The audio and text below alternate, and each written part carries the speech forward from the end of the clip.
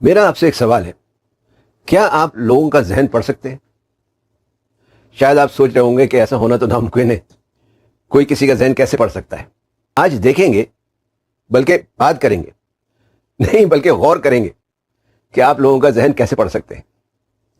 تحقیق کے مطابق انسان کا ذہن اطلاعات و اشارات پر 3 مختلف طریقوں سے عمل کرتا ہے۔ یہ کہنا چاہیے کہ لوگ 3 مختلف طریقوں سے سوچتے ہیں۔ ان طریقوں کا اظہار ان کی صوتی اور غیر صوتی مواصلات سے ہوتا ہے۔ اگر آپ کو یہ پتہ چل جائے کہ ایصالی یا موصولی کس طریقے کی سوچ رکھتا ہے تو آپ اپنی مواصلات کو اسی کے مطابق یا اسی کے طریقے کے مطابق ڈھال کر ایک اچھا بین الشخصی تعلق پیدا کر سکتے ہیں۔ ایسا کرنے سے آپ میں اور دوسرے شخص میں ایک ہم آہنگی یا ہم خیالی پیدا ہو جائے گی۔ دوسرے کو یہ احساس ہوگا کہ آپ اسی کی طرح کی سوچ رکھتے ہیں۔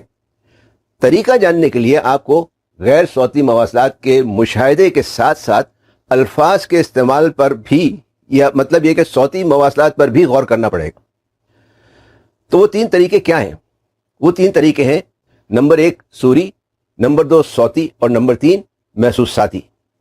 سوری طریقے میں انسان کا ذہن سوری انداز سے سوچتا ہے۔ اس کے ذہن میں تصویریں اور خاکے بنتے ہیں۔ سوری لوگ سیدھے کھڑے ہوتے ہیں، ان کے شانے تھوڑے سے پیچھے کی طرف کھینچے ہوتے ہیں، جسم میں ہلکا سا تناؤ ہوتا ہے، ان کی پیشانی پر لکیریں پڑی ہوتی ہیں۔ اس لیے کہ جب کوئی سوری انداز سے سوچتا ہے تو اس کی زیادہ تر نظریں اوپر کو جاتی ہیں اور اوپر کو اٹھتی ہیں۔ اسی وجہ سے ان کی پیشانی پر لکیریں پڑ جاتی ہیں۔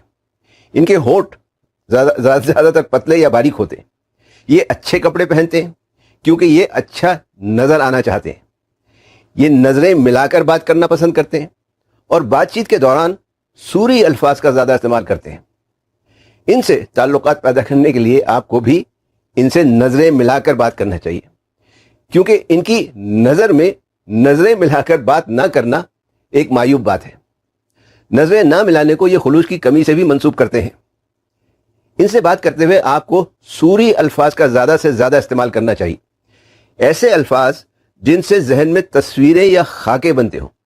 مثلا آئیے دیکھتے ہیں، دیکھا آپ نے، میری نظر میں تو یہ صحیح ہے، آپ کے ذہن میں کیا تصویر بنتی ہے، کیا خوبصورت منظر ہے، وغیرہ وغیرہ۔